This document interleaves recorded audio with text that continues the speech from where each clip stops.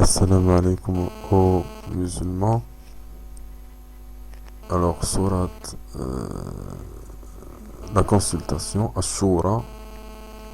A'udhu billahi minash shaitanir rajim. Bismillahir rahmanir rahim. Au nom d'Allah le tout miséricordieux, le très miséricordieux. Hamim. Ain, Sin, Qaf. C'est ainsi qu'Allah le puissant, le sage, te fait des révélations comme à ceux qui ont vécu avant toi. À lui appartient ce qui est dans les cieux et ce qui est sur la terre. Et il est le sublime, le très haut, le très grand. Peu sont faux que les cieux ne se fendent depuis leur fête quand les anges glorifient leur Seigneur, célèbrent ses louanges et implorent le pardon pour ceux qui sont sur la terre. Allah est certes le pardonneur, le très miséricordieux. Et quant à ceux qui prennent des protecteurs en dehors de lui, Allah veille à ce qu'ils font et tu n'es pas pour eux un garant.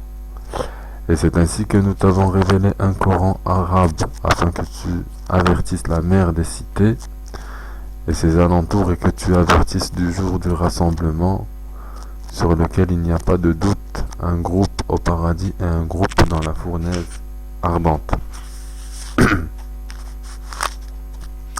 Et si Allah avait voulu, il en aurait fait une seule communauté, mais il fait entrer qui il veut dans sa miséricorde.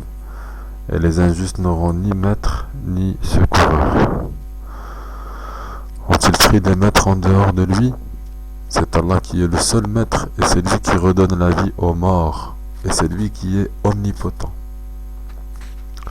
Sur toutes vos divergences, le jugement appartient à Allah.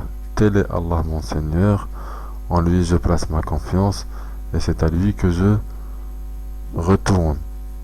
Créateur des cieux et de la terre, il vous a donné des épouses de vous-même et des bestiaux par couple. Par ce moyen, il vous multiplie. Il n'y a rien qui lui ressemble. Et c'est lui l'audient, le clairvoyant. Il possède les clés des trésors des cieux et de la terre. Il attribue ses dons avec largesse ou les restreint à qui il veut. Certes, il est omniscient. Il vous a légiféré en matière de religion ce qu'il y avait enjoint à Noé, ce que nous t'avons révélé, ainsi que ce que nous avons enjoint à Abraham, à Moïse et à Jésus. Établissez la religion et n'en faites pas un sujet de division. Ce à quoi tu appelles les associateurs leur paraît énorme. Allah élit et rapproche de lui qui il veut et guide vers lui celui qui se repent. Ils ne se sont divisés qu'après avoir reçu la science, et ceci par rivalité entre eux.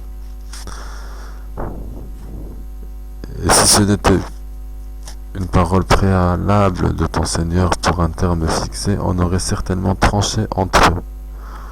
Ceux à qui le livre a été donné en héritage après eux sont vraiment à son sujet dans un doute troublant.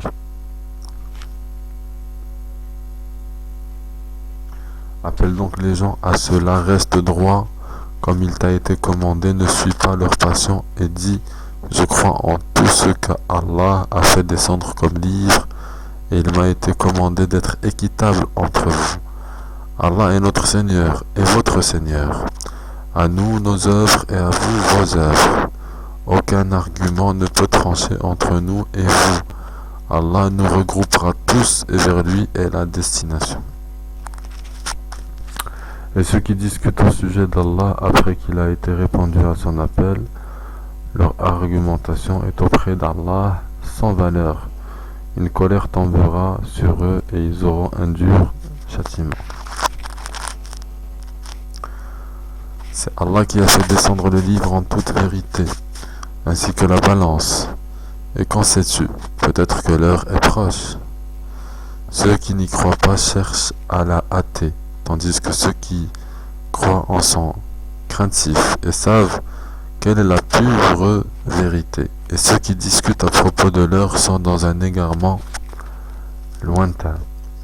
Allah est doux envers ses serviteurs, il attribue ses biens à qui il veut, et c'est lui le fort, le puissant.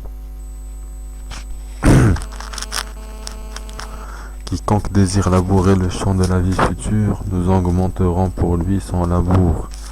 Quiconque désire labourer le champ de la présente vie, nous lui en accorderons de ses jouissances, mais il n'aura pas de part dans l'au-delà. Ou bien aurait-il des associés à Allah qui auraient établi pour eux des lois religieuses qu'Allah n'a jamais permises?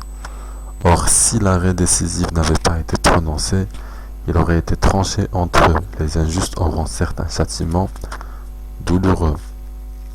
Tu verras les injustes épouvantés par ce qu'ils ont fait, et le châtiment s'abattra sur eux inéluctablement.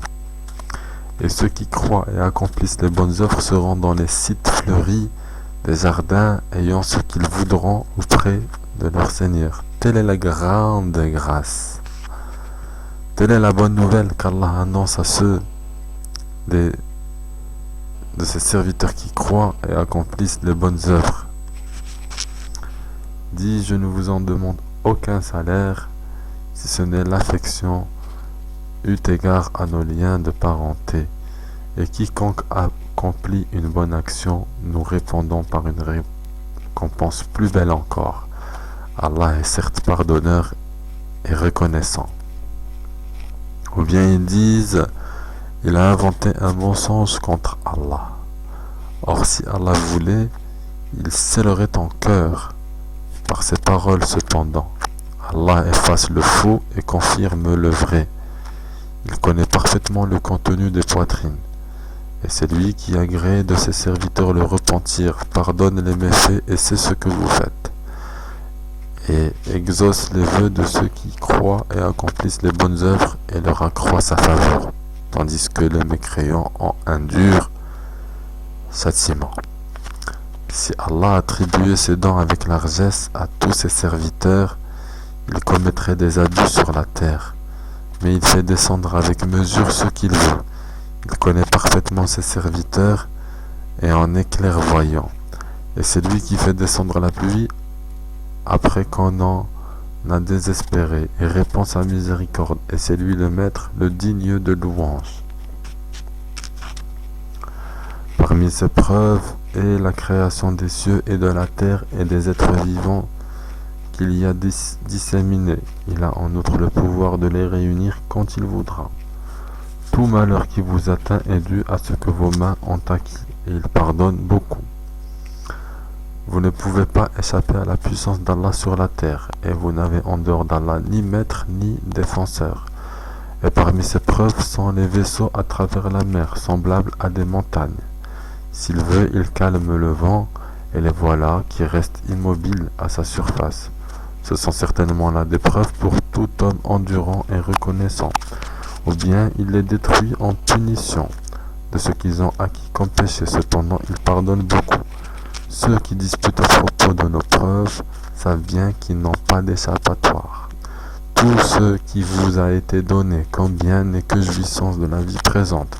Mais ce qui est auprès d'Allah est meilleur et plus durable pour ceux qui ont cru et qui placent leur confiance en leur Seigneur, qui évitent de commettre des péchés les plus graves ainsi que les turpitudes et qui pardonnent après s'être mis en colère, qui répondent à l'appel de leur Seigneur, accomplissent la salat, se consultent entre eux à propos de leurs affaires, dépensent de ce que nous leur attribuons et qui, atteint par l'injustice, riposte. La sanction d'une mauvaise action est une mauvaise action identique. Mais quiconque pardonne et réforme, son salaire incombe à Allah. Il n'aime point les injustes. Quant à ceux qui ripostent après avoir été lésés, ceux-là, pas de voie contre eux. Il n'y a de voie de recours que contre ceux qui lèsent les gens et commettent des abus. Contrairement aux droits sur la terre, ceux-là auront un châtiment douloureux.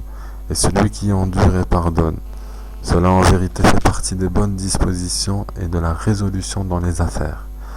Et quiconque Allah égare n'a aucun protecteur après lui.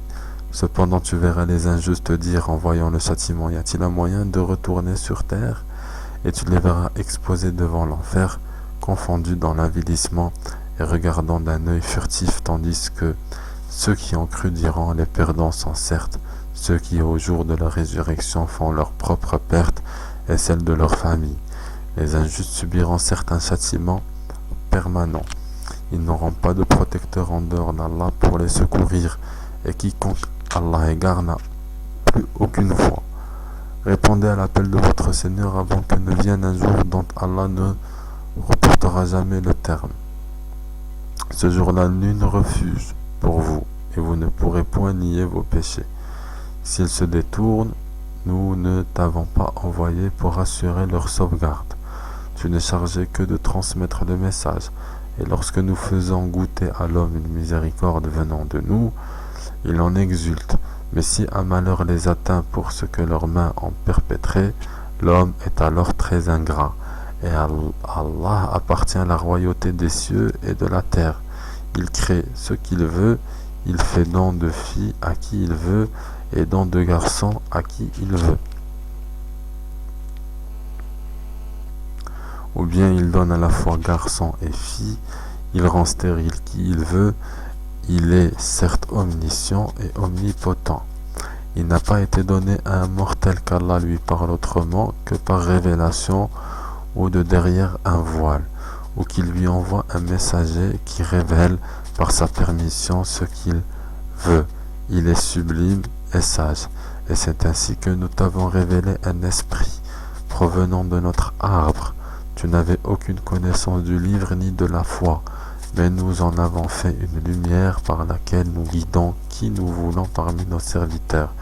Et en vérité tu guides vers un chemin droit, le chemin d'Allah à qui appartient ce qui est dans les cieux et ce qui est sur la terre. Oui, c'est à Allah que s'acheminent les choses.